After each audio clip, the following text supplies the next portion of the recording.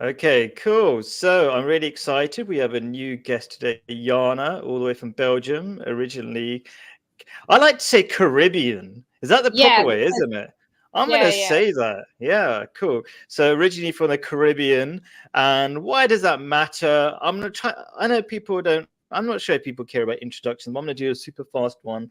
And Yana, you can tell me if I'm wrong, right? So the Caribbean is very kind of traditional. I've seen some of these TV shows. It's not. No, I saw no, that. we are Yeah, not traditional. What you're did you not. see? Okay, you know the World's Strictest Parents show. Do you know that Okay, one? okay, yeah, yeah, okay, And yeah. they're tough on their kids. It's like you should behave, but there's a lot of naughty kids there as well. I think as well, Yeah, like okay, naughty well, we kids. restrict some parents, but we have single motherhood. I think we are the parts of the Caribbean are the poster for what happens after liberalism. You know, parts Hmm. of it. I'm not gonna say the whole Caribbean because we're of course very diverse and you know, even within the countries that I've lived in the Caribbean, it is extremely diverse. You're talking about differences in social classes and everything changes. But Ah. well, you have to remember the Black communities have been through, we went through slavery. We came into the Caribbean through slavery. And this Hmm. was a system that was not pro family. You couldn't have slaves that had family Ah. bonds. It was, I mean, the system was designed to break family bonds. They did not allow mothers to stay with their children. They split people up on purpose, and Right. they excluded Black people from the church. We were not allowed to join the church. We were not allowed to enter the church. We were not allowed to, you know, and so the society, Wow. especially the you know, has formed from that. That is the roots of the So society. that's going to be interesting. I think I'm going to go into that, isn't it? Like, because there is a thing about Black people not staying in relationships, especially in London, Mhm, Black mhm, mhm, fathers, and that's kind of a major part of the picture. mhm, That would be really mhm. interesting. So, so I Um, have seen societies like that where, I mean, you have so little fatherhood. So it is, yeah. Anyway, go ahead. Mhm. so yeah, okay, cool. So you just for your really quick introductions, so people will know maybe what to expect. Possibly, it's like I don't. You describe yourself as sort of, when I say traditional, like you believe that it's normal to be married and have kids. That's what you were brought No, up with. yeah, I was brought up like this. I Yeah. don't know how to define myself. I defining myself is extremely difficult because I have Oh, thoughts. okay, fine. I'm going to call it traditional for now because that's what most people think is traditional. Like, if you compare it to what's happening in the West, where like hardly anybody wants to get married anymore, like you're probably Mhm, mhm. traditional compared to that. Okay. And then you went to Europe and you became a bit of a feminist. Like, oh, that idea kind of makes sense because I remember you saying something like that, right? And then now you kind of come back a different way. So that's going to be interesting. We've got Claire, our regular here, who is a non Muslim, but she wants to support Islamic or Quranic ideas as the law. Strict laws like you should get whipped if you A have sex hundred outside lashes per marriage. bastard. Sorry? 100 lashes per bastard. Okay, I'm going to ask Claire a question that I've been in my head for ages. Claire, where were you a tiger mum by any chance? Because she's Chinese by ethnic background, and you know, is that where you were sort of like? I feel like you were a tough mum. That's kind of like coming through in your ideas. Is there any truth in I that? think I just laid down the law or made my opinion known about certain things and But showed as that a I, mum, because you're a mum, aren't you? yes, Were but you a as a tough lady, mum? I think I'm actually quite a liberal, easygoing kind of mum. So Okay. I don't know, um, but I mean to the extent that I'm going to comment on my own parenthood, I would How say many I kids? just How tell many them. kids, Claire? How many "Hmm, kids? How many kids, not that Claire? many, just one. One. I think it's Mhm. one. One. She's Oh, and I've got terrible four. children. What? And what I have about three. you? I have 3. You Yes. 3. I'm a Okay, terrible cool. traditionalist as well, but I was expecting 7 kids or so from Claire. Oh Oh, no, yeah. no. Well, but I mean, are you saying that because I'm not, I only have one that I'm, necessarily not as good as those No, who no, have no, 7 or 4, or? not necessarily. I'm just saying from the traditional viewpoint, kids are celebrated, and I thought you always think of people who support traditionalism in such extreme ways as people who are into reproduction. So I was expecting Are you saying that what I propose is extreme? definitely. Okay, I mean, it would be extreme in a matriarchy, obviously, but in a traditional society, people would understand that you shouldn't have bastards, and you would be looked down on and treated as a social pariah if you keep pumping out bastards.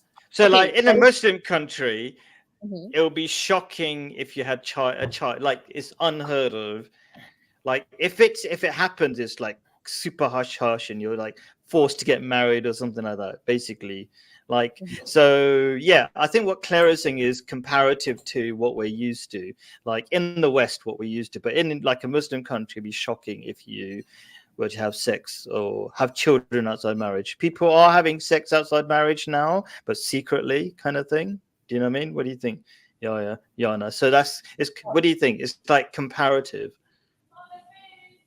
People are having sex outside of marriage secretly. Well, I think where I In am Muslim countries. In Muslim in countries, Muslim sorry. countries, I lived in the Middle East for a long time, but I cannot say how the society is because I was just in my own world.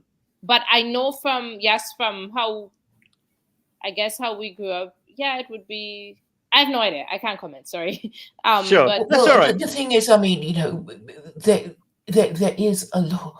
I mean, chapter 24, verse 2 is saying that you're not supposed to have premarital sex. And if you do, you attract the punishment of 100 lashes. And I think And we I go back agree. Yeah. and, you and you and I mean agree that's the that only way it's to okay? discourage people. I mean, now it's just normalized. Everybody's a bastard. Everybody's a nun. Or there are more of them. There are more unmarried parents in the West than there are married parents, and they are the majority. And nobody will tell them not to do it because Mm. of this thing called democracy. If you don't, as a political party, you're not going to alienate all the bastards and the unmarried parents of these bastards by saying anything about that. So it's never going to be fixed, So what I'm unless gonna we use do, a different political system. I'm gonna throw in a couple of ideas, and maybe we're gonna go into a bit more depth because I looked at the chapter titles that you showed me of your polygamy or polygyny book, right? And I'll talk about what the meaning of those words are, and possibly in a minute. But here's two interesting ideas. So Claire was telling me, why don't you talk about polygamy? And I was like, at first I was thinking, it's not a good idea because um, we're trying to get people just to at least have one wife, never mind 2, 3, whatever, right? And then I just thought about it a bit more, and I thought, you know what? Making or normalizing polygamy. Okay, let me go through the words. Polygamy with an M for mother means like you could have a woman with 10 husbands and whatever, and a man with 10 wives. But polygyny means one man, possibly lots of wives, right? And in Islam, you're allowed to have up to 4. Okay. Now, why would that help bring back the patriarchy?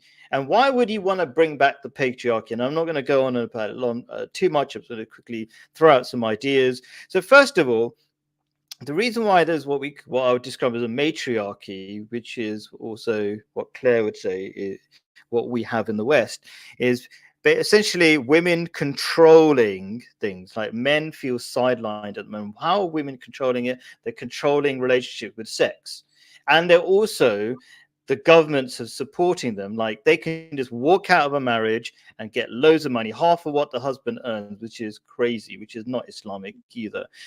Islam says support the wife, but not in such I would say, ridiculous way, and a way that Okay, even what would you say would be a fair way? Let's say a woman walks out of the marriage. What should she get?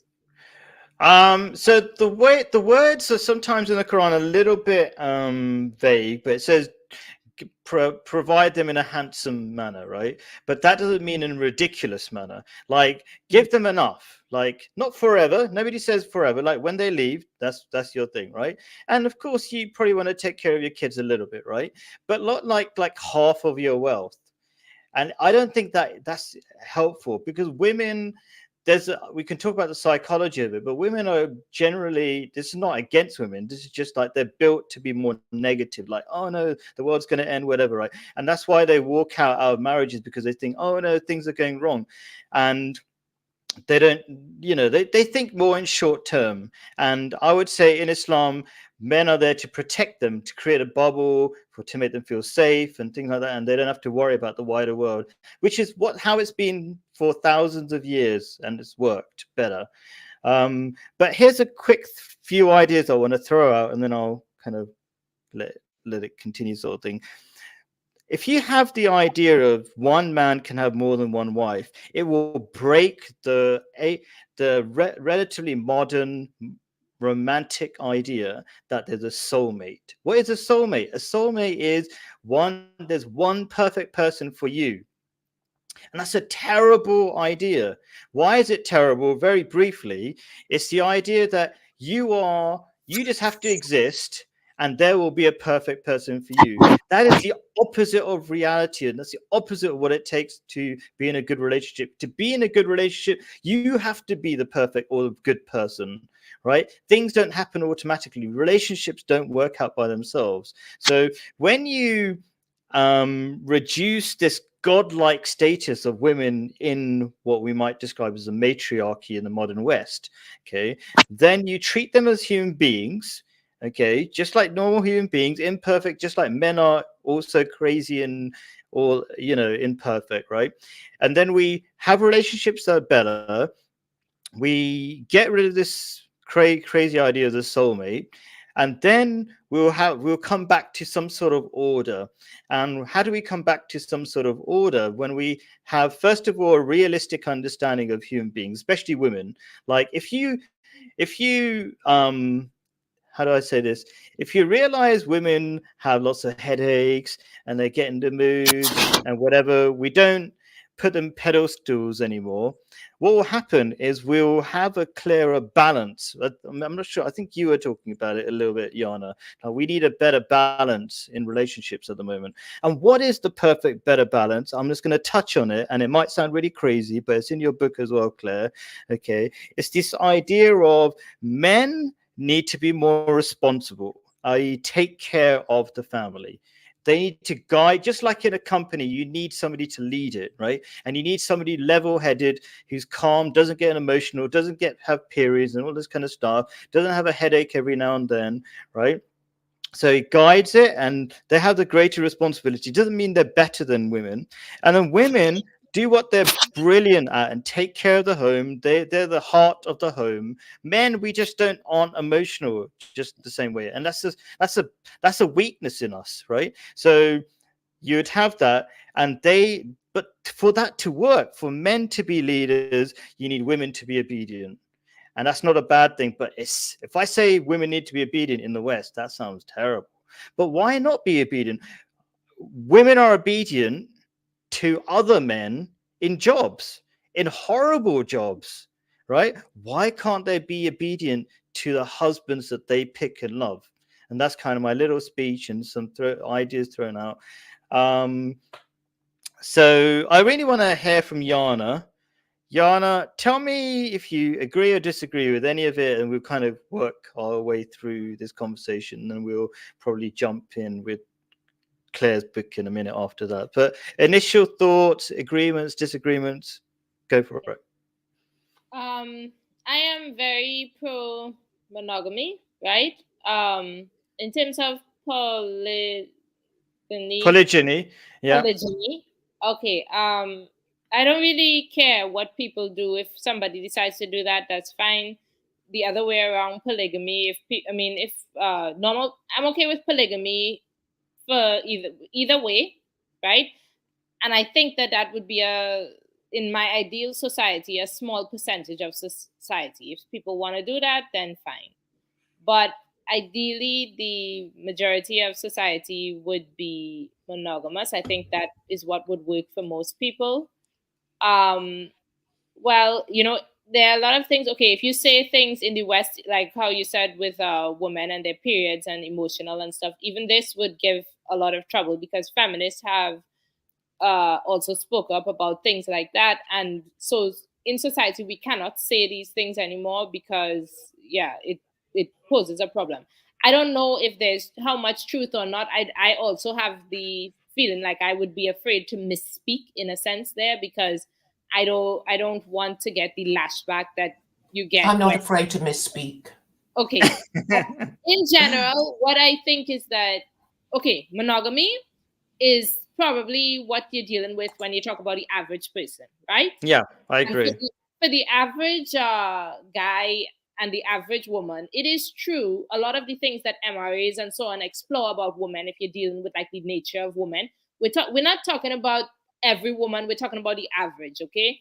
So Yeah. for the average woman, she is someone who is probably like MRAs say hypergamous and stuff like this. She wants a provider. She wants a protector. She's attracted to a man that she can respect, look up to, who can provide for her and who can make her feel safe.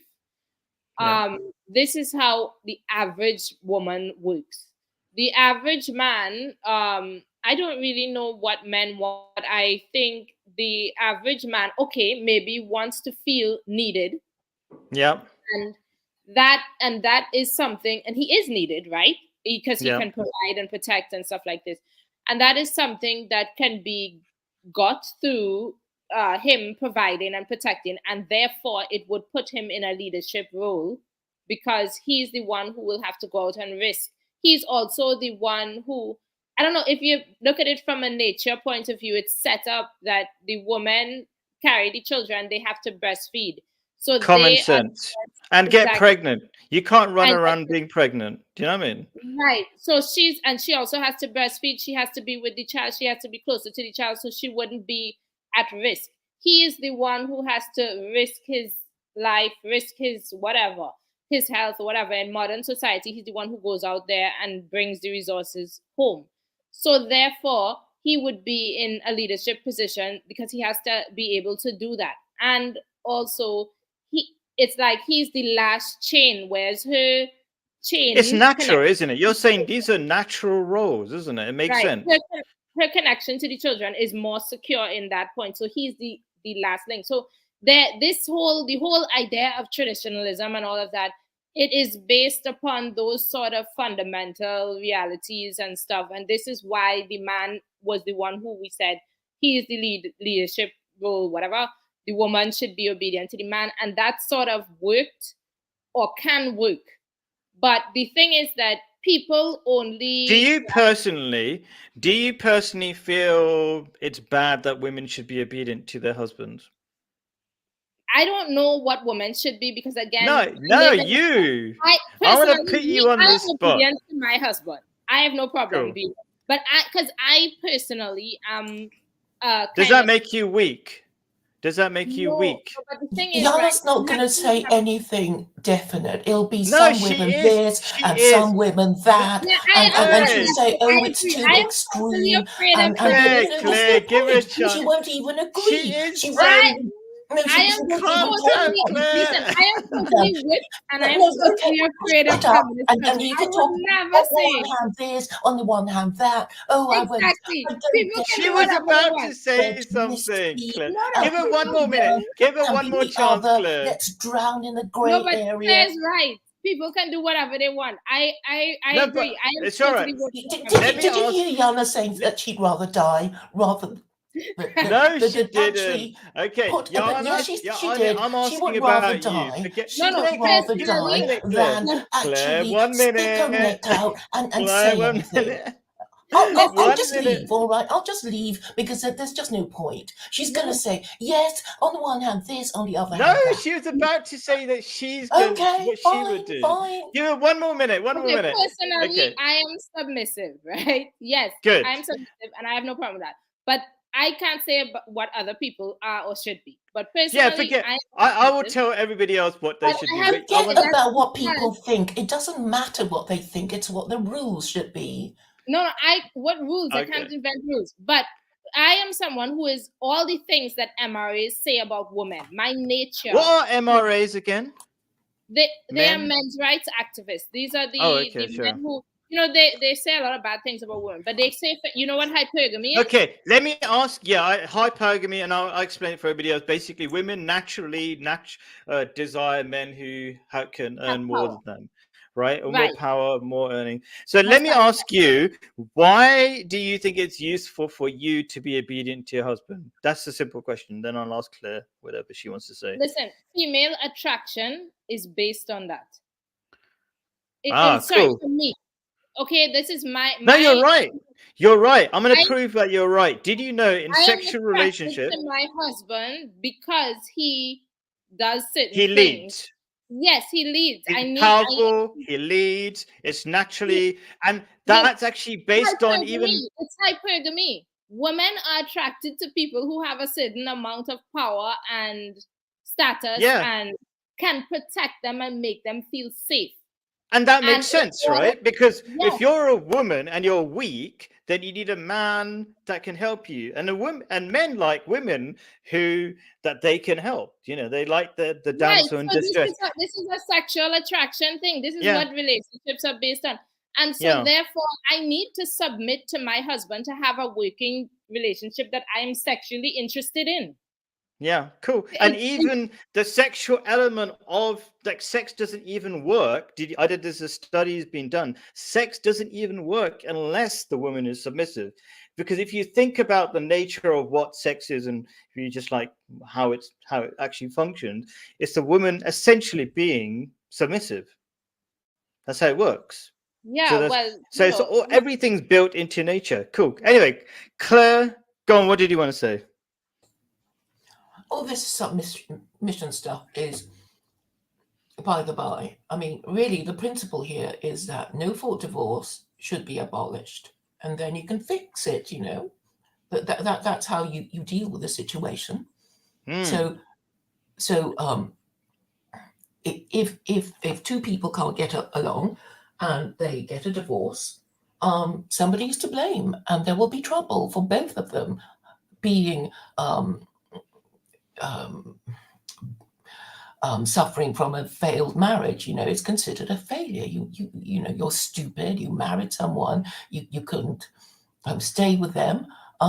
You should be in disgrace. What about the children? That sort of thing. And so Okay, it should let be me ask you a question, stigmatized. Claire. But of course, Yana's going to, she's going to think of all her friends who won't like the idea. So she's going to hum and ha, and some people this and some people that. Let me ask you a question, Claire. No, I want to ask Yana if she supports divorce or not. Okay, go on. Are you going to actually take a position on whether you want to abolish Let her divorce? answer the question. Ask the question. Let her answer it. Okay, go on. I am very easily influenced and I do like harmony, so I don't like fighting. No, if people are not okay with it, I would not try to impose something. Yeah, there we go. She's not answering the question. Next question, okay, no, I'm not. No. I'm not for any strict laws that harm people. Okay. That's typically female. She doesn't want to cause any trouble. She doesn't want to upset anyone. Right. Next question, Khalid. And then I'll go because she'll just go on the one hand this and on the other hand that, and then when she's finished, nobody will be any the wiser and will be no closer to solving the problem. But maybe that's not about it's not about solving the problem. It's about just talking and not really getting anywhere. So I say abolish no fault divorce, but she's not going to support it because she thinks of her friends who get upset. What about you, Khalid? You going to support no fault divorce, or you're going to hum and ha about it? My opinion is that they should have the option for divorce, but two things. There should be a 3-month waiting period, and that's been proved to work. So I think they tried that in China. Where they said you have to wait 3 months before you divorce. Most people change their mind. So that helps. That's a really soft way of changing people's mind because people are emotional. And then the other thing is don't hand out tons of money, like half the husband's income, to the wife Because who then the wife would be incentivized to get a divorce. exactly, and it's mostly women who get divorces, Yeah, they and think they're going to have a better life after they divorce their husband. So that is why no-fault divorce should be abolished. But you can't find any man prepared to even talk about it, because they think they could just screw around and pump and dump women without marrying them. So they have no interest in talking about abolishing no-fault divorce. cool. A no-fault But divorce the other is thing I like, wanted to say yeah, go on, is go on. is also that you were talking really about having a supportive wife. So if your wife doesn't support you doing whatever, and she's just going to, go mumble, groan and moan and nag at you, say if you wanted to do something she didn't quite agree with. So, so every time, something goes wrong in your business or your politics or whatever she doesn't want you to do, she'll say, I told you so, I told you so. Why, oh, I don't want to go where you want to go. I want to stay where I am. Why don't you, So if you don't have a supportive wife, you're not going to get anything done. You will fear to offend her because you don't want your home to become a battlefield. So you will disagree with her. Yeah, and so most people don't. For that reason, most people don't even bother getting in the West. Don't bother getting married because it's like such a nightmare. So I suppose the question, yeah, and that's kind of why I think having this kind of way of looking at relationships, which is what are the two key things when you're getting married? What are the two key things? And that is a man should lead and a woman has to be obedient. And that is very different to the romantic idea that, we'll just let things happen. So I'm going to come back to you, Yana. You said you don't believe you should tell people what to do, right? And I'm saying if your children, let's say your child was walking off a cliff, would you tell the child to stop? Yeah. Right. So you're telling a person what to do. And the reason why you're telling the person what to do is because you care about them. Is that right? And because I know they're stupid. Because they're stupid. But okay, stupid, but maybe you don't know where it's going, right? People are literally, do you know suicide rates are really high at the moment in the West? No. That's a really sad thing. So what I'm saying is that the reason why we're telling people what to do is for their own good. That's all that we're saying. Like whatever you like, are you Christian by any chance? No. Oh, okay. But have you ever heard the phrase like "do unto others like you like to do for yourself," something like that? Right. So if you like something for yourself, wouldn't you say it's good to have it for other people, suggest it for other people as well? In terms of relationships. Yeah, but the thing is, I feel like if traditionalism and stuff like that has been suggested and people said no. Yeah, sure. Okay, like this thing, this video, people can listen to it if they want or disagree, but we're going to suggest the best possible ideas, right? And did you know, for example, that the relationships that work the best are the traditional ones? Do you know that? I know my relationship works well. Cool. But it's a statistic, right? This is really well known. Well, not really well known. So anyway, so in that basis, if it works better, right? Wouldn't you say people should do it if it works better?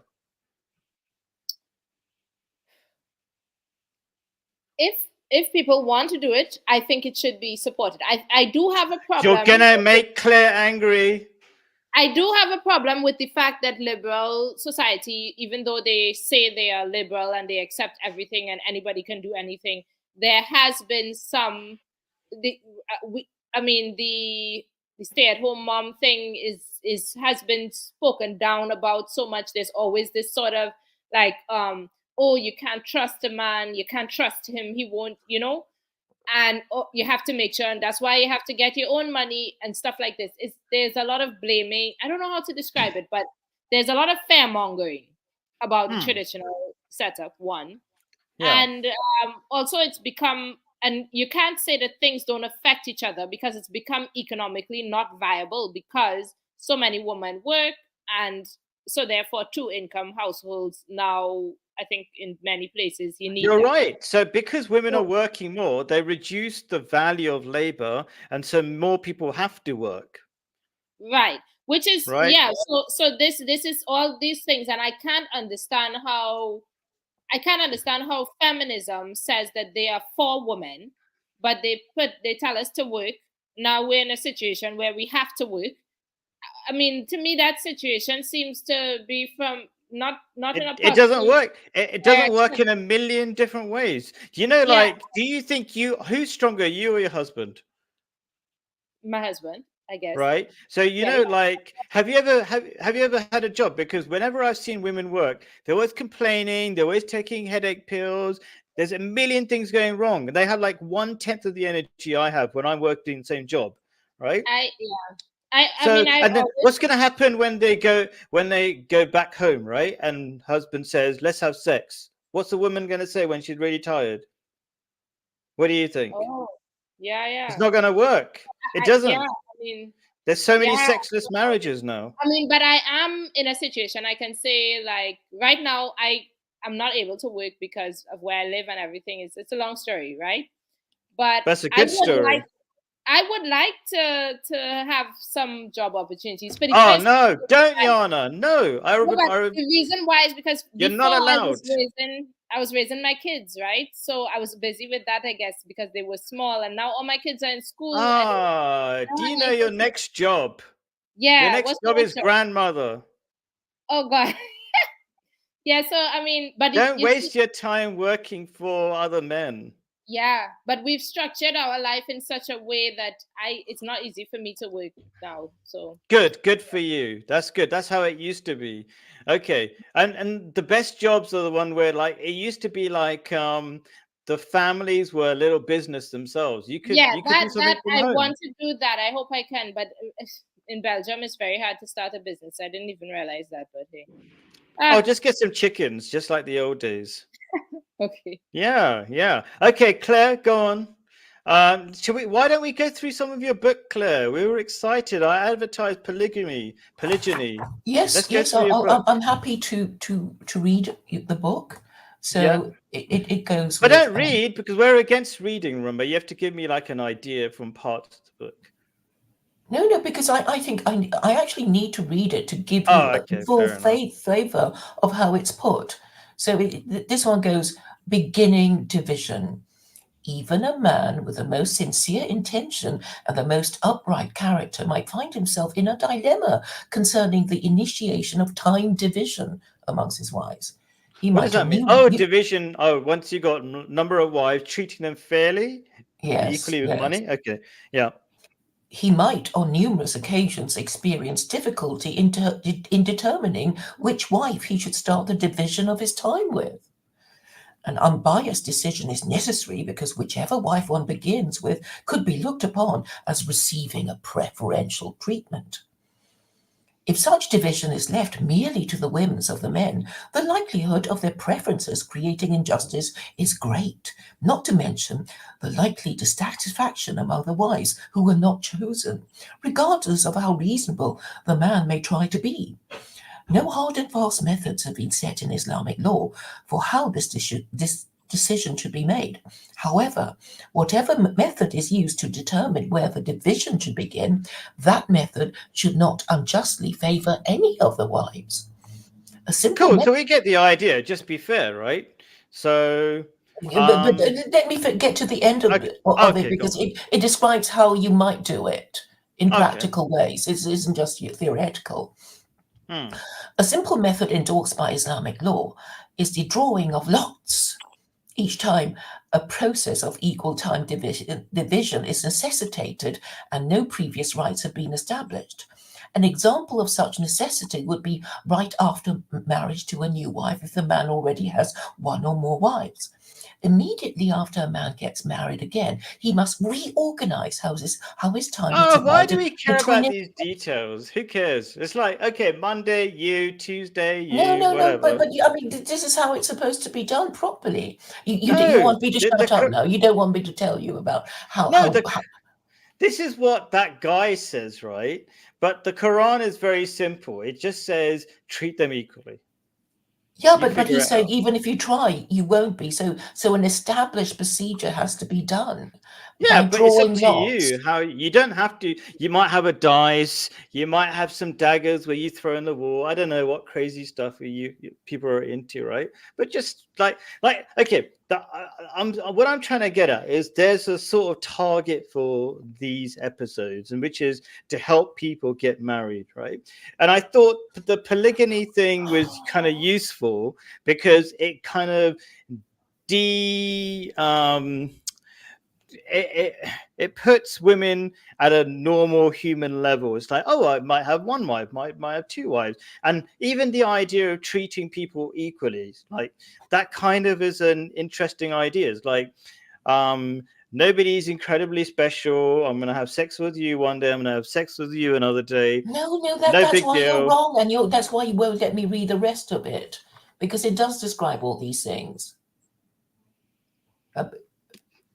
I'm So, just so saying, how is this useful for the average person to know the exact rules by well, which? they have to know how onerous a duty is, and then you want to shut me up, and you want to make people think it's just like having sex with four women whenever, whatever, whoever. And I'm saying no, you have to draw lots, and I haven't got to the bit about going on holiday, and if you don't want to pay for all of them to come with you, you're not interested in hearing that.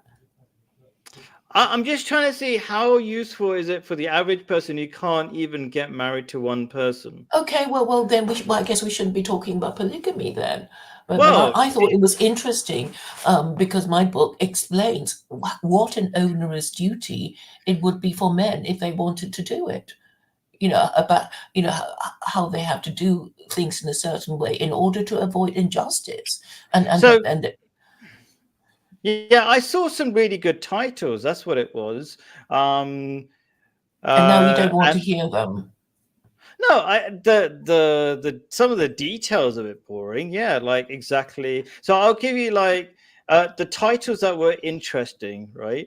Okay, marriage superior to transient relationships. That's a really important title that affects everybody. People know that they hear you go on about it all the time. So I thought we just sort of deal with some fresh stuff about polygamy, and now you're shutting me up and not letting me talk about the whole point Go of the on then. program. No, I I mean, I can thought it now. was useful to, let's say, reduce the level of importance given to particular women. It's like, oh, okay, but like, I didn't think about particular, details of taking lots. But go on, Claire. You wanna talk about it for a bit? Let's talk about it. Yes. I want to read a bit more. By drawing lots, it is possible to determine dispassionately who gets the first time period. If there are 3 wives, then 2 drawings would be necessary, one to see who gets a first period of time, and then an additional drawing to determine who receives a second time period. And in the case of 4 wives, 3 drawings would be required. Another example is the case where the husband wants to take a trip and is only able to take one of his wives.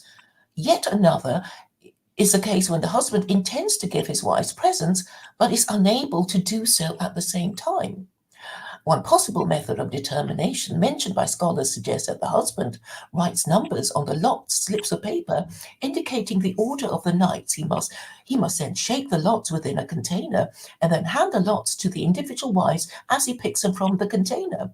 Thus, the drawing of lots can be resorted to whenever the husband needs to assign a portion of his time impartially. So is this every week or in the beginning when people get married? Isn't that right? When they get married, the lots say which day or whatever the husband's going to be with a particular wife, yeah, or get a particular present, or I don't know. Yeah, I guess there would be a Monday wife, a Tuesday wife, a Wednesday wife, a Thursday wife, and then people get the weekend off or something. And did he Or say the lots are related to presents as well? yes, because sometimes you want to go on holiday, you can't afford to take them all, so you'll have to choose one. Okay, let's talk about that for a second, because that doesn't seem very fair, because some people, if it's essentially like rolling a dice, and you might get lucky. You know, one wife might get 10 holidays in a row. I don't know. That wouldn't be right. What do you think, Claire? No, but I think he's saying, how does it start?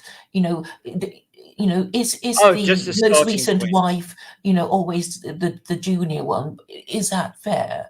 And I suppose it's like, okay, I want to go on holiday. It's more than my job's worth to just pick one. So I'll choose one of you, and the next time, I will choose one of you who hasn't already been with me. So I guess okay, he has 4 wives, and he chooses one, and obviously the next time he wants to go on holiday, the one that he's just taken on holiday, it will be out of this drawing of lots. So that would be how it's resolved. But you are beginning to see how difficult it's going to be. Are you trying to convince me not to have more than one wife? Is that what's going on, Claire? Yes. Oh. Well, I don't know. I mean, I hear that there's been, a bit of bother. So, maybe what one must, make do with what one has and be. No, that's but, a good point. But I also, on the other hand, I'm kind of interested to see what would happen if you do have more than one wife. I'm So kind of interested I'm a as bit well. torn rather. I'm a bit I know, torn. me too. Yeah, I want to see what happens. So as your friend, I'm just saying, that there will be a lot of female trouble. But aren't you going to marry me? I thought you were going to be number 4. Oh, you're planning to marry me? Yeah. Ah. Well, yeah. I mean, well, I don't know. Are you still intent on? Are you still intent on me not having 4 wives then? Now that you know my plan. Well, it could be interesting, but what do you think, Lara? Should I marry Claire? Do you think she'd be a good wife? Claire says she's very old. She's very old, yeah? She says so. I need to see her.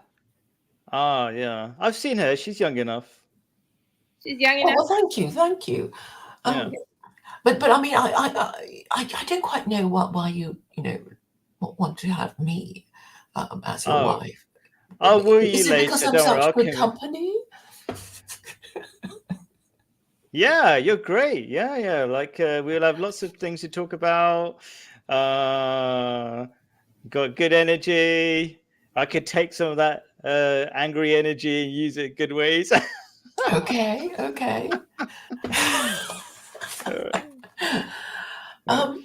Yes. So I guess the situation is, if you're really, really, really wealthy, Colin, you can just put them in different houses. But if you're just Let's make wealthy, this you really just put them in different compounds, right? You have this mansion, and wife number 1 has her quarters, and wife number 2 also. Because if you make them share a kitchen, there will be fights and violence, perhaps, and poison. Oh yeah. Like you told me, the wives might poison each other if they share the same kitchen. Do you think that would happen, Claire? I mean, Yana. I want to keep Yana in the loop of these conversations. Can you imagine wives being so what's the word?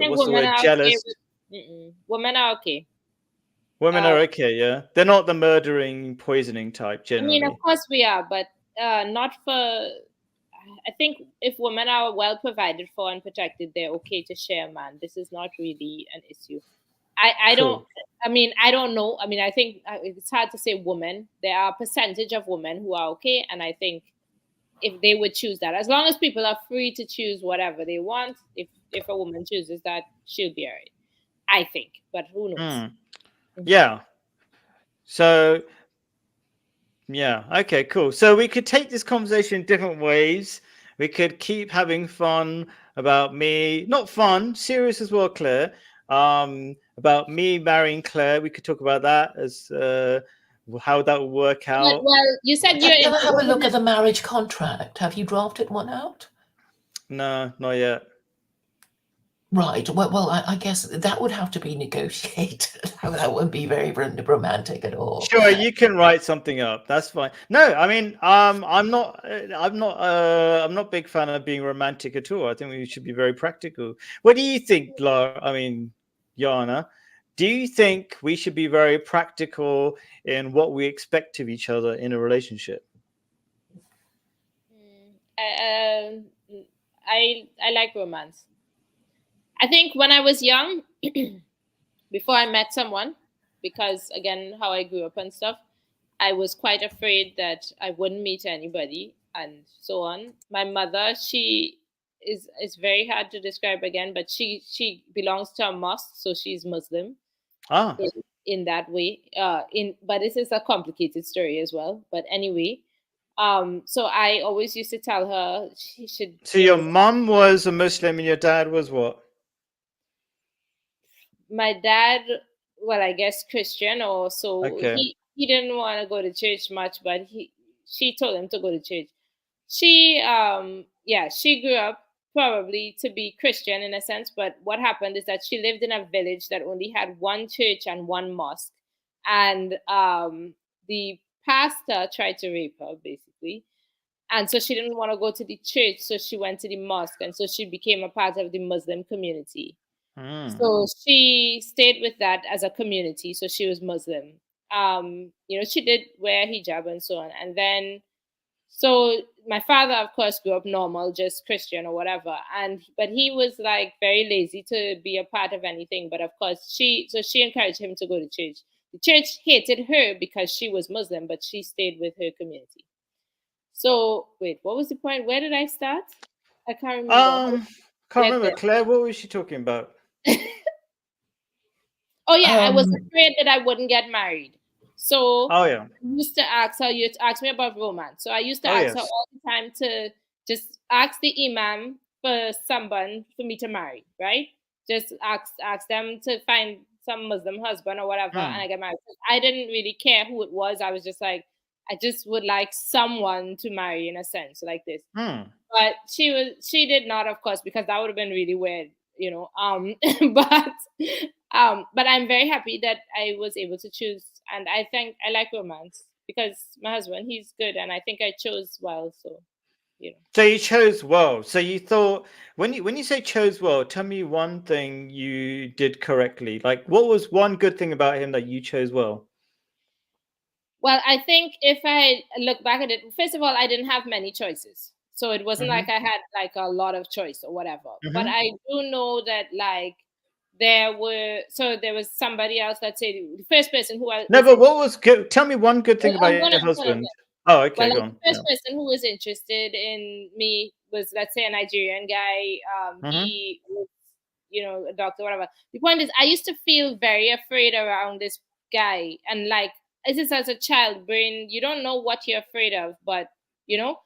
And as an adult, if I think back at everything that that guy probably is very abusive.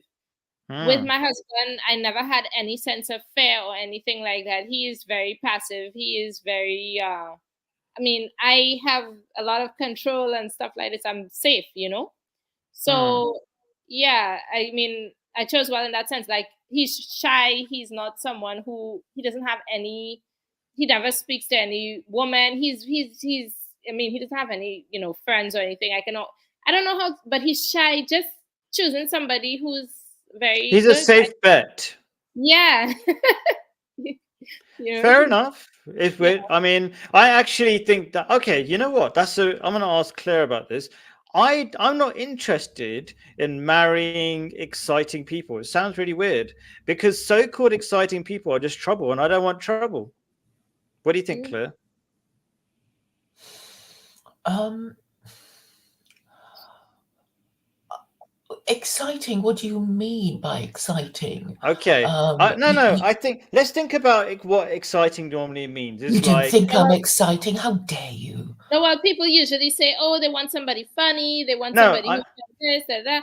So you're saying you're okay with someone boring, And yeah, I get that. My husband, he says he's the most boring No, person. I'll tell you what, like, Yeah. there's a lot of people who wear a lot of makeup and have to do crazy things. Oh, And yes. like, and I think when you have to Then work so much on the outside, there's probably not much in the inside.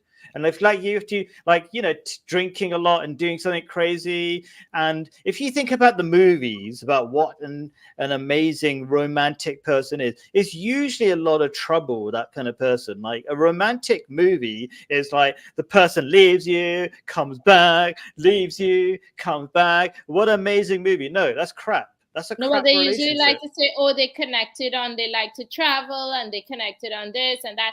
And all these things are also a sort of, these are superficial connections. Like all these things are different about my husband and I. He likes to travel. I hate to travel. All these, no, but you have to connect on actual fundamental. Do you agree on, like, there are rules in our Some relationship, basic principles, like, yeah. there are basic principles which come from Tell me inherited. one basic principle that you have between He your husband. can't I'll have tell you female mine. friends. I can't have male friends. This is a simple thing that I think Oh we yeah, would agreed. completely disagree with. On No, I agree. I can't I'm give not my really friends with Claire. and then say, hey, he's my friend. No, like I agree. I agree. Like I'm not really. This sounds really harsh, but kind of like to put things in black and white, right?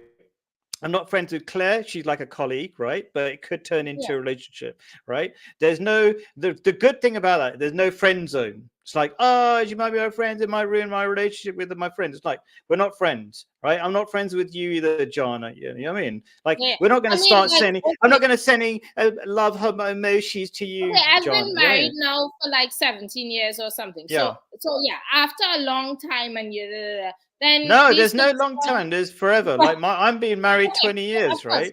It's he strict cannot say, always. if he was to say to me he had a female friend, that would be really weird. Yes, I would be like, what?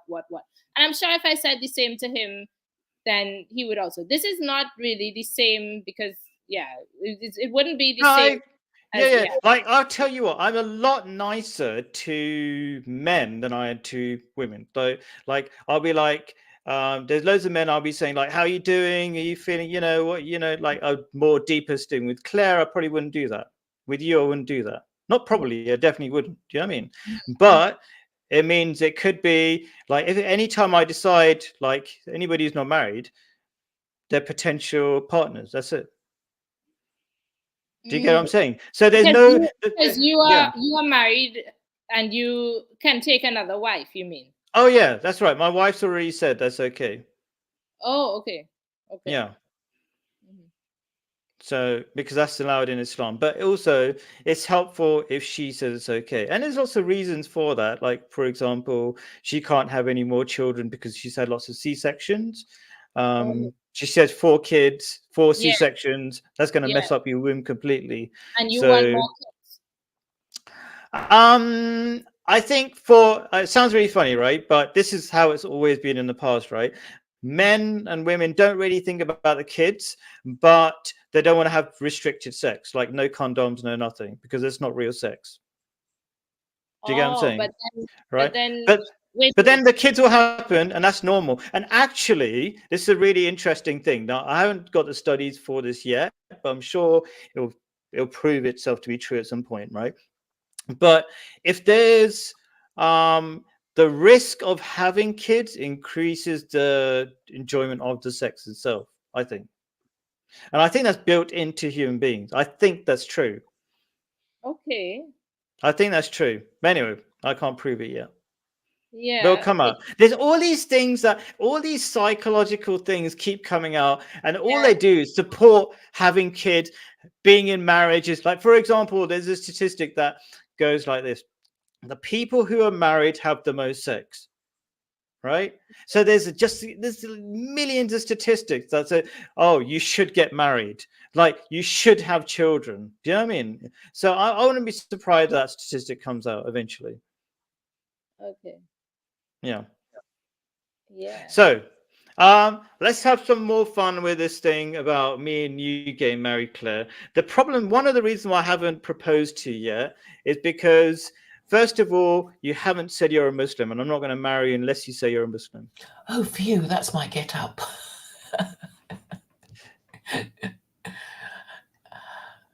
So right, yeah, well, I mean, it's good to be clear about these things right from the beginning. And also, I'm moving to Syria, so you have to be happy to move to Syria. Yes, yes, that would be a bit awkward for me. Yeah, Mm. yeah. So yeah, you kind of have to, and the reason, and this is a really important, like, it's not just random. Okay, this is going to be interesting, Yana, right? So why would I say somebody should become a Muslim, right? It's because of the principles thing. You're very clear on principles. And if I'm going to go back to statistics, what works in relationships, and no, not even relationships, marriages especially, right? It's the people who have a very strong belief in God.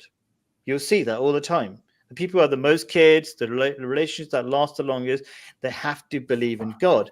And why do you think that's important? I'm going to give an idea and tell me what you think, Yana, and then I'm interested in what Claire thinks as well, right? Okay, it's because the relationships that work the best are the ones that are not just between two people. It's like more important than the two people is the higher cause. What is the relationship for? Like in religious for religious people, it's part of growing as a better human being. And there's lots of statistics for this as well. Like men who don't get married, they turn into man childs. Have you heard of a man child, Yana? No. Basically an underdeveloped person, because the reason you're not having to be responsible for somebody else. You're not having to be patient. Do you know what I mean? All this kind of, it takes a lot of skill to be in a relationship. That's a grown up skill. And when you're not doing that, you'll see. I don't know. Okay, let me ask you a direct question. This is a fun question, Yana. Can you ever look at a man and tell if he's married or not? Do you ever get a vibe? I don't look at men. I'm a No, I mean just walking. Oh, okay, no, maybe you really. don't. I don't have this experience. I wouldn't Oh, know. okay, fair enough. I don't spend time around men. I don't know. Okay, Claire, let's ask you the question. Let's keep this going. So, um, Claire, can you ever look at a man and see or can tell if he's married or not? I can look at his finger Finger? on his left Yeah, hand. yeah. Sorry? No, forget that. I don't even have rings on. Well, you can't see, but I don't wear anything. I don't wear wristwatches. I don't wear rings. I don't wear anything. So if you don't have that, then what? And you can't Um, always see that because my hand might be in my pockets as well. Like I can tell a I don't man think you can from a tell. mile away if they're married or not. How? How would you tell They look like children. Okay, that what I mean by they look like children, even if they're 50 years old, their clothes look like they're not grown up. if they're They're not like married? yeah, they look just like they they're wear I shorts. I don't know. yeah, something like that. They just don't look very grown up. There's everything about them, and even some degree of skinniness as well. Um, like Maybe maybe that's where you live though. nah, I'm talking about in England. I Okay. noticed this as well. I can No. I can spot it from a mile away. Um, yeah, too much matching clothes, too much time wasting on appearances and stuff like that. Married men are just too busy and relatively careless about their appearances.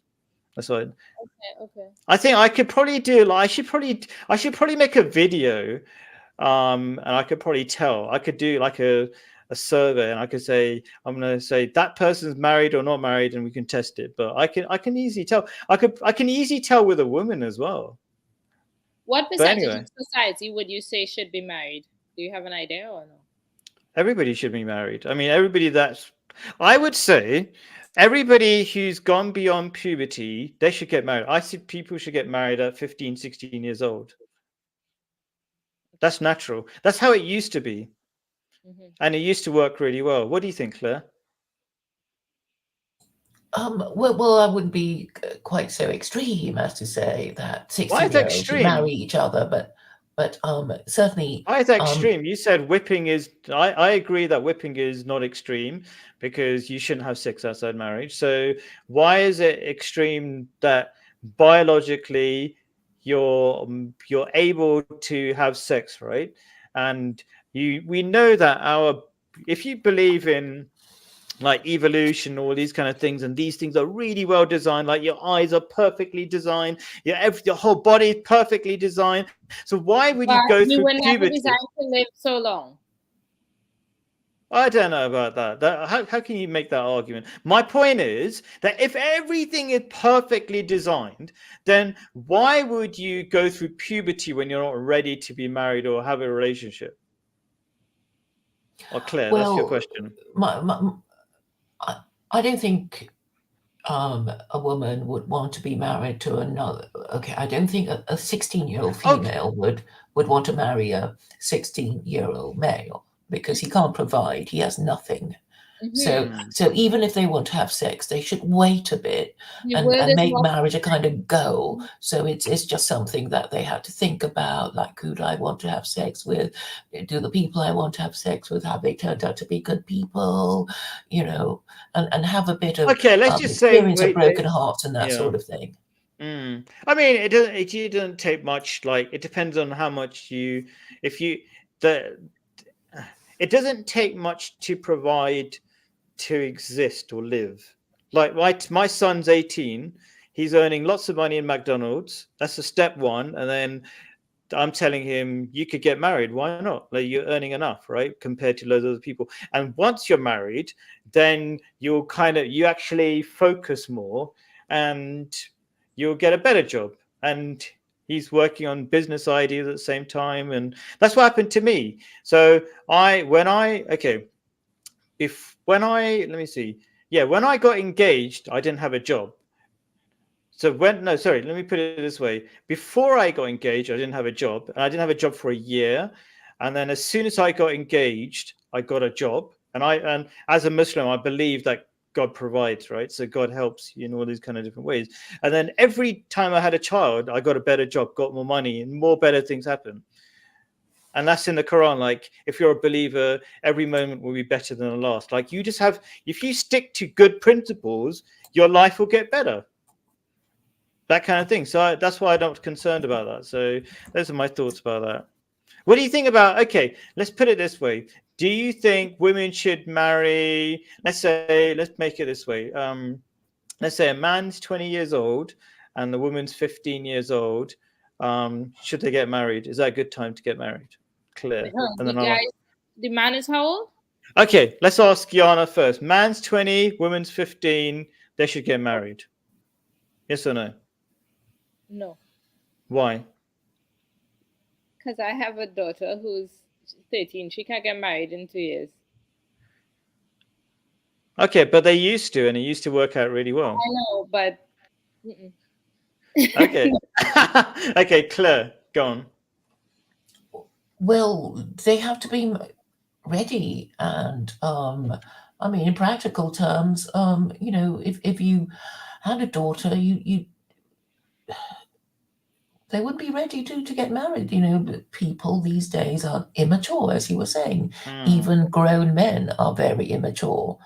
And if you have a daughter and you care about her, you don't want her to marry any, Tom, Dick, and Harry who hasn't got a job. I guess your wife and her parents must have thought that you had prospects of getting a job.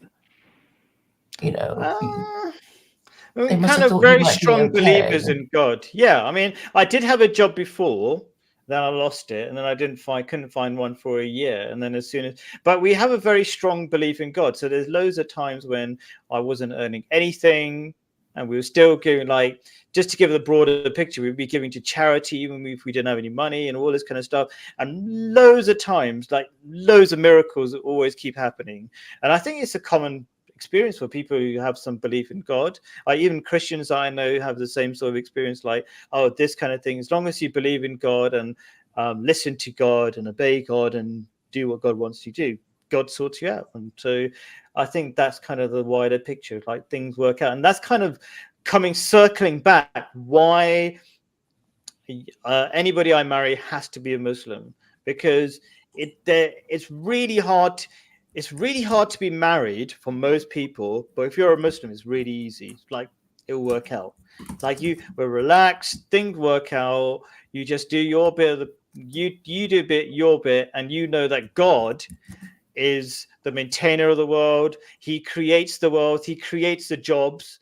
I mean, okay, let me ask you, Yana, do you have any belief in God, first of all? Yes or no? No. Oh, it's very interesting. So when you go through hardships in your, marriage or life and stuff like that, so if you're going through hardships in your life, they affect your marriage, right? In some way, right? Yeah, How do you cope? it's difficult. I think it would be easier if I had a belief, but I don't. So yeah. Okay, let me do this really quickly, right? Um, you're using what, a laptop at the moment? Yeah. Did you see anybody make the laptop? I'm trying to convince you God exists because it's very easy to prove God exists. Very easy. Okay. Did you see anybody make the laptop? Not this specific But one, do but you I'm know sure but you're sure that that somebody I made the could go laptop? online and view people making No, laptops. you don't even have to because that would be a stupid thing to do. You can look at the laptop, you know it's complicated, you know it's amazing, you know somebody made it, isn't it? That's common sense, right? Okay, and I could go through lots of science that supports that, but you don't need to support common sense with science, right? There's a second law of thermodynamics, which basically says things don't come into order by themselves. You have to have essentially intelligence. Things automatically go the opposite way of order, right? So that's a complicated way of saying what you just used, you understood within your common sense, So then let right? me ask you a question. Yeah, go on. If we are going to adhere to this law that you just tried to demonstrate, right? Yeah. Who created God? Nobody, because God is the initial Wait. creator. You just said that everything complicated and so on has a creator. That is Sure. your. So who created God? So you have to have a beginning. Yes. So why does the beginning have to be at God? I don't know where the beginning is, but why do you place it at God? It could be Okay. after. You have just said that the reason you are sure that God exists is because of this law that you displayed, which is that these things that are complicated and exist must have been created. So my question is, who created God?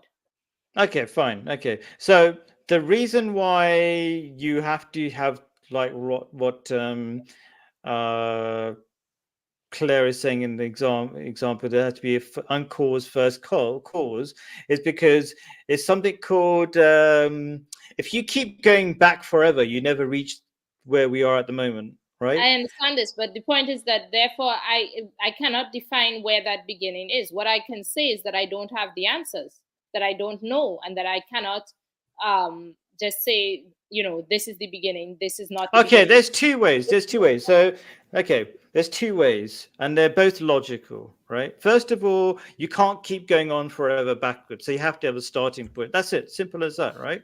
Okay. The second thing, or even three things, you don't have to totally understand everything. You just have to know that there must be a creator, right? Okay. Well, I don't agree that there must be a creator because the law doesn't hold up.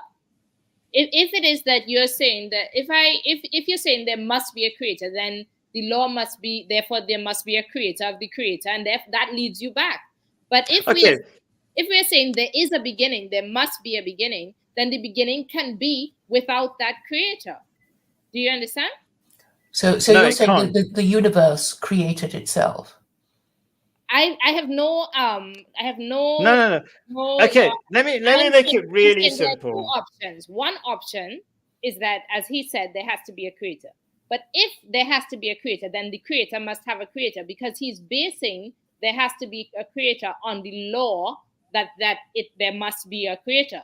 So either we do, But Let me make philosophers it. have already or we understood the stop, problem, and or it's we called stop. infinite regression, and they Right. Yes, solve that's the We problem either by, deal by with saying the infinite uncaused first regression, cause. or we say there's a beginning.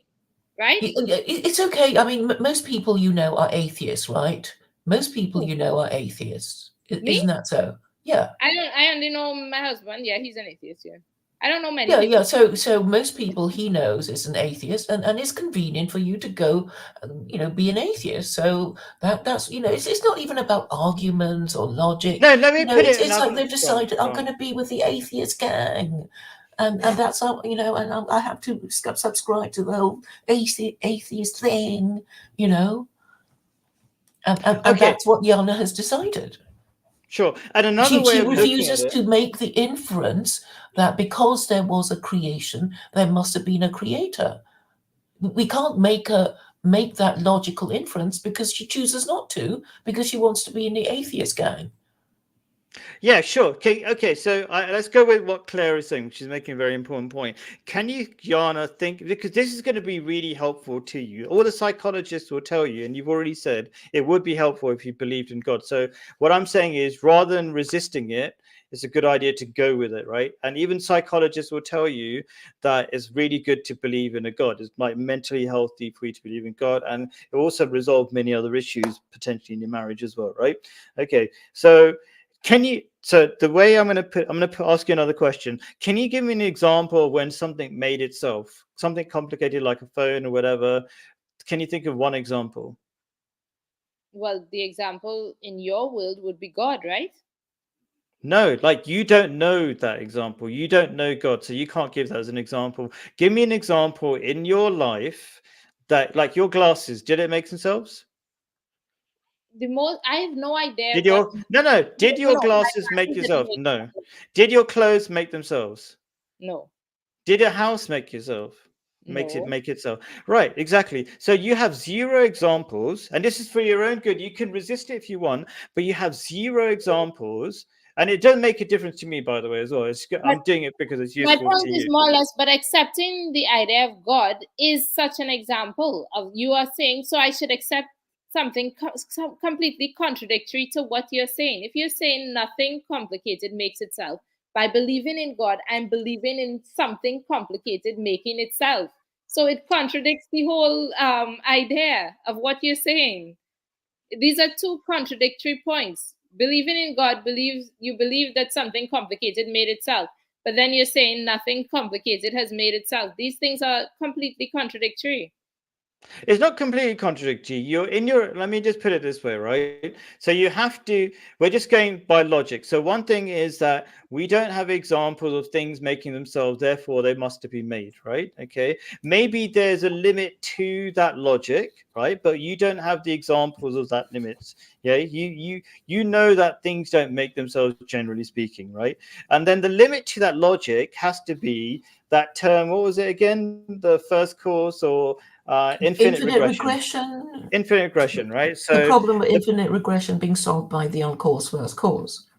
cool. So you have to have a beginning. So we're just using logic, what's reasonable, right? And also, finally, this is going to be really useful to make it really simple. Okay, let's say there is a God of a God, right? Just say, for example, but there's a God that made you. Are you going to seriously ignore that God? I haven't ignored God, if there's a God. I have actually said this is what I believe. I have doubts, I have thoughts, I have whatever, and my thoughts are this. I'm not gonna lie about them. I'm not gonna lie about Hmm. them to myself. I'm not gonna lie about them to anybody else. These are my thoughts, and these are the doubts. These are the questions. These are the problems I have with the concept, and that is how it is. If God had a way, if God is real and God wants to answer me and God wants to talk to me, he will. That is This is it is. No, that's a good point. So in the Quran, God promises that if you listen to him, he'll guide you.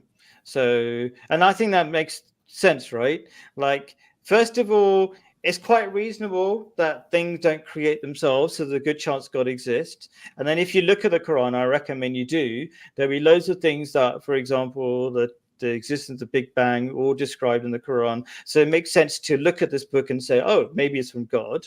Okay. And then in that book, it says that if you listen to God, like if you're a servant of God, then God will definitely guide you. Like it makes sense for that to be that order. Like rather than you say, I'm going to do anything I want and God should listen to me. Do you get what I'm saying? Like who's the boss?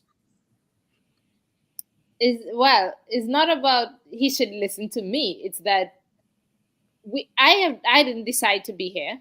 I didn't create whatever exists.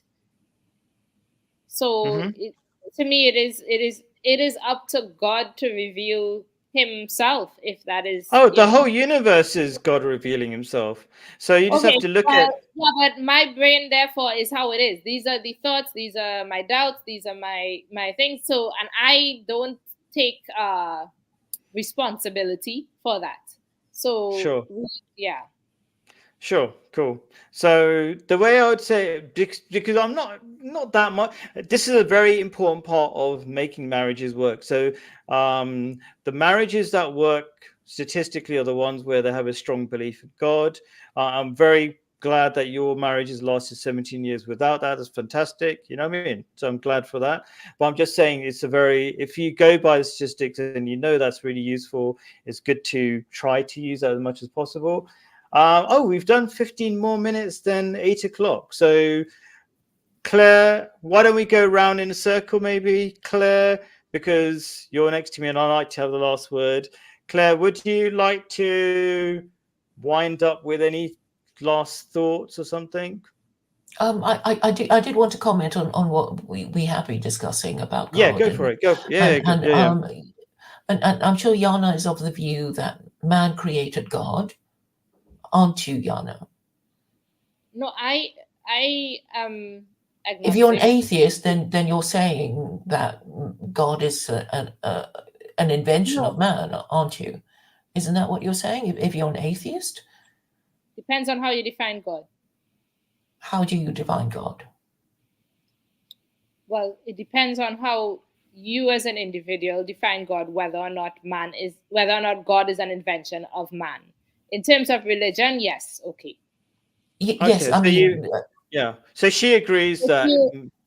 But if you define God as everything that exists, well, then not. It depends on your well, belief. the Abrahamic God. I'm specifically talking about the most. God, okay, fine, yes. Yeah. So basically, the Abrahamic God is supposed to be the most powerful being conceivable, being the creator of the universe, who can do anything and know everything and is morally perfect. And even if he doesn't exist, then he was created by man for the purpose of making people follow the laws that are supposed to be God's. Yes, it was a political thing. For making people happy. Yes, and also obey orders. And the most important. No, I don't think it was to make them obey orders. I think this is a very complex thing, but I think religion, in terms of the God aspect of it, has always been to help people mentally and to help people to cope through difficult times and so on. Yes, I would agree with that. And also, I suppose the additional thing is that, God's laws are contained in the Quran and the Torah. And if you believe in the whole story, then you will obey these laws. And all religions. It's entwined into culture. It's something that helps people, and it's a part of our culture, and the laws are part of culture. So it's all connected. But I don't know. I wouldn't say that God was created to enforce laws, but okay, it doesn't matter. However, okay, but I'm also saying that we're not just talking about Islam, but all the 5 world religions that you've heard of all support marriage. They all say, we have to marry before we have children, and we shouldn't have, sex with people we're not married to, and that's considered sexual immorality. And the only 5 world religions, and if traditionally people did support the whole idea, then you might be able to sort of see the utility of religion in supporting the practice of marriage. And we in the West see the consequence of not following the law of marriage, after 50 years of not following it. And for this reason, the West is in decline, and basically Westerners are, just want to be left to die in peace and don't really want to do anything much to save themselves, because they think there is enough of Western civilization left for them to enjoy before they pop their clogs. And they don't really care what happens after they are dead. And this is the attitude that I think will just make things worse, because they don't even care about their children or their race. Because even the most racist of racists say, don't make us marry a woman of our own race, because we can't face having to marry and pay for the kids and do any of that. And they would rather die. And basically that is really their problem. So, but if you come from a culture like college, it's like everybody's expected to marry, so they do, even if they don't think about it much. It's a status thing. So if you don't get married, people say, "Oh, what's wrong with you? Are you gay?" And eventually, enough of these comments will drive you into marriage. And then you end up doing the right thing. But if we don't have a culture of that, then people will say, "I can't see the point. The world is such a terrible place. I don't see the point of bringing children into this horrible, evil world." And anyway, so that's what I wanted to say. And I think what has happened to us has happened before, and this creation of God. I'm an agnostic, by the way. Is even if God doesn't exist.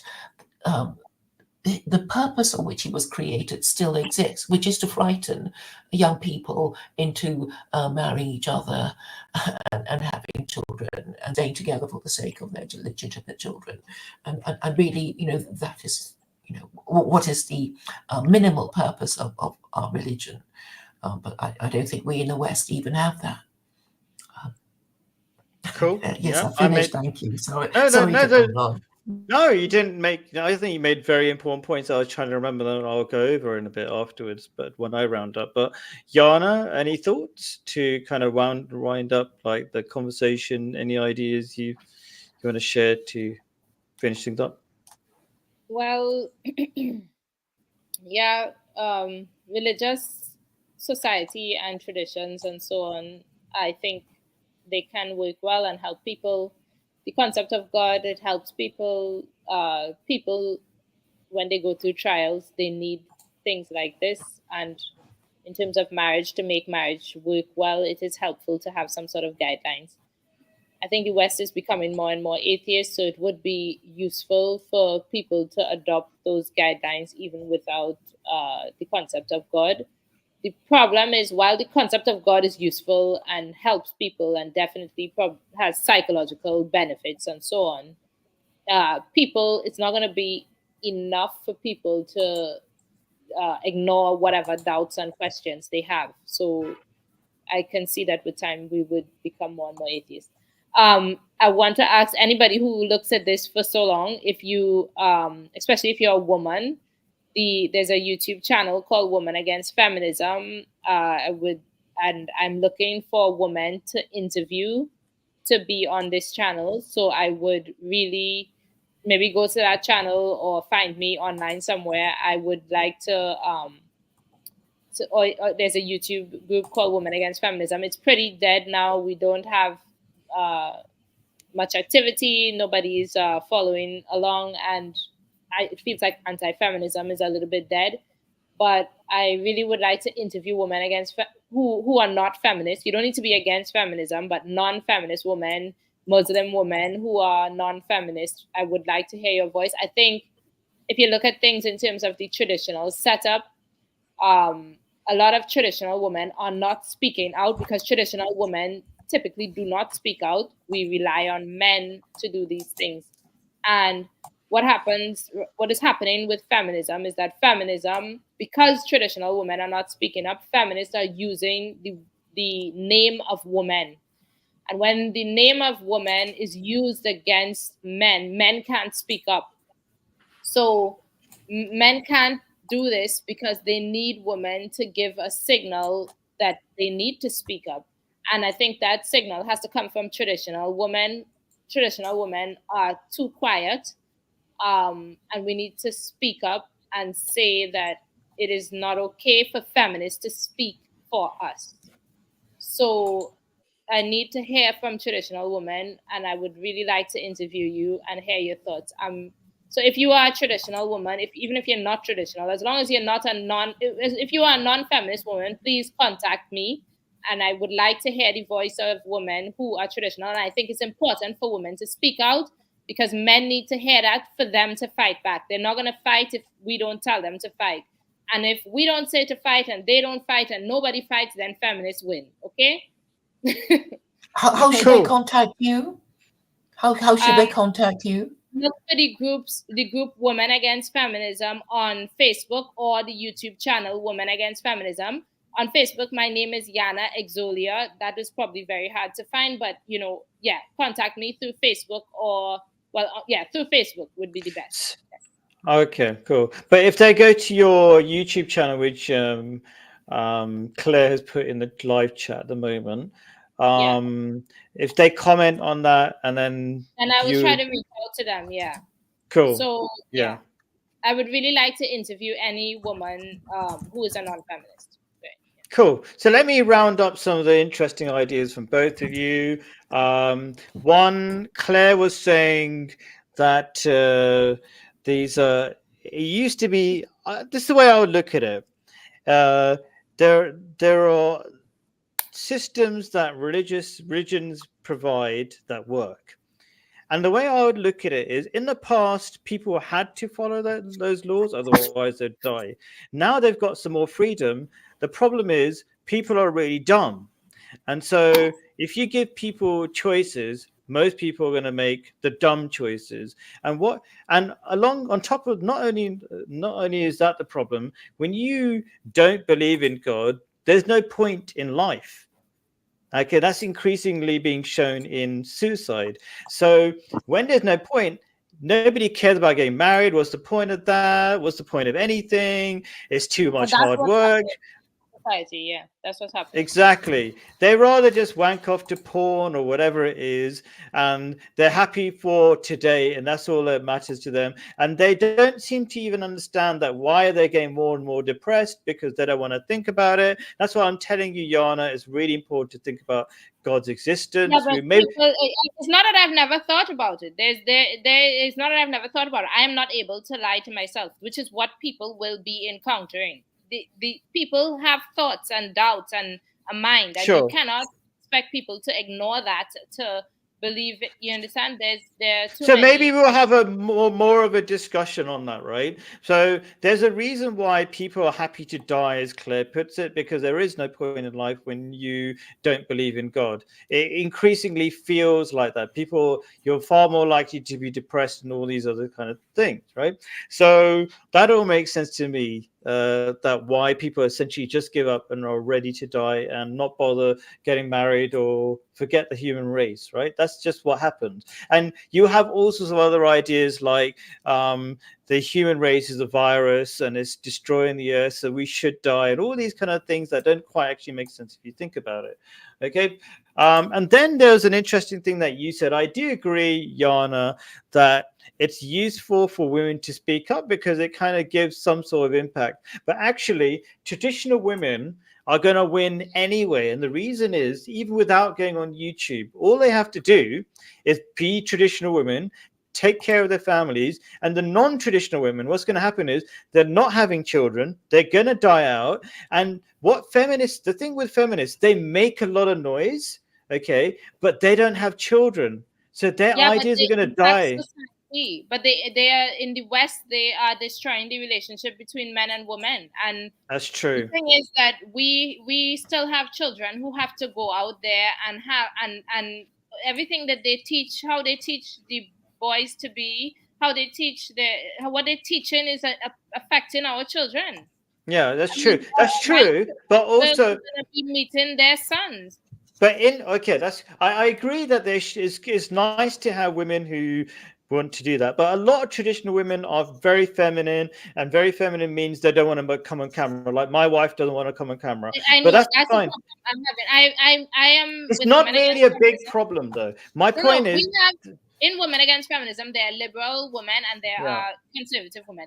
The traditional women are not speaking out, and that's fine. I'm going to tell you why it's okay. Like, it's nice, but it's not necessary for traditional women to stand out, because I'll tell you two things. But like the first thing I said already, the noisy liberal feminist women, they can make loads of noise, but they're going to die out, and in 30 years nobody will know and care what they think, right?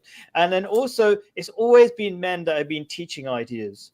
Why? Because they're more logical, right? Okay. Because they just it's up to the men. I agree, but I feel like if men are not gonna do anything unless they get a signal, I don't know. No, that's just the weak liberal men. That's all. The traditional men, they listen to God. They're not caring like what a woman says. They like to, what does God say? We're gonna freaking do that, and then they're gonna win. And they're already winning. Like if you look at the Muslim population is doubling in UK, and everybody else population is like halving and they're disappearing. There's an obvious conclusion, but we should talk about God more. I want to convince you that God definitely exists, but we'll break it down in steps. Are you open to the idea of believing in God? At least open to the idea. Like, it would be a very, very small opening, but I'm agnostic. Yeah, I always say I'm agnostic. It's not. That's it. I mean, We've got hope. I don't know. We've got of course, hope. maybe there's a God, but what I mean is that I cannot ignore my thoughts or doubts and then just say, okay, well, I'm gonna leave you with this idea.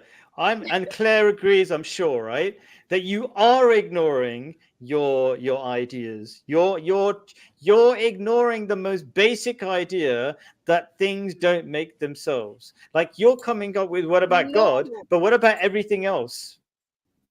Yeah, but this is the question. If everything makes itself, then you can't give me an answer to that is not. No, what about everything else? You can have one exception, right? Well, then because you have to have a beginning. And then the one exception is nature is everything that exists. It is whatever that one point. You might call it God, but I don't have a reason to call it God. And even if we both call it God, let's say I agree and let's call it God. We'll talk about what God is, what makes. Let's make that exception. We say that let's pretend there's that exception, and that exception is whatever is. Because you have to have a beginning. That's why. Okay, let's call it the beginning. I call it the beginning. You call it God. It's the same thing we're talking about, right? Sure. Okay. So even if the beginning or God exists, then I'm not sure that I'm able to attribute like all the things. Whatever. Intelligent. I can attribute all those aspects to that beginning or God. Exactly. That's why we'll have maybe we'll have a conversation just about that, because that's essential. That's the beginning, and that fixes everything. Like we're talking about all these details. If you believe in God, that fixes everything. That will be a really good conversation. No, I mean you're open to it, so there's no big deal. You're open to it, right? But right now my thing is really like anti-feminism. I don't really. It's not like I'm anti. I just wish traditional women would speak up. Yeah, but cool. But anyway, all right. Thank you very much. Yeah, okay. They don't need to. Okay. Yeah, we had a lot of interesting discussions. They do, but I ignored. They do? They probably do, but I ignored, or traditional women. Traditional women. I mean, have you seen them speak up anywhere? Well, I mean, I suppose there would be, religious Jewesses and religious Muslim wives who maybe don't go online much. They're really not. But I know, yes, they have been bashed over the head with liberalism and feminism. Yeah, but also maybe I'll send you like a channel that my Muslim community, that's an international channel, and women have their own organization and they do their own programs. So I'll show you that, and maybe you can join that. Okay. Yeah. So we could figure out something. All right. Cool. Thank you so much, Jana. It was great talking to you. Thank you, Claire, as always. Very helpful in putting me in contact with Jana as well. Appreciate it.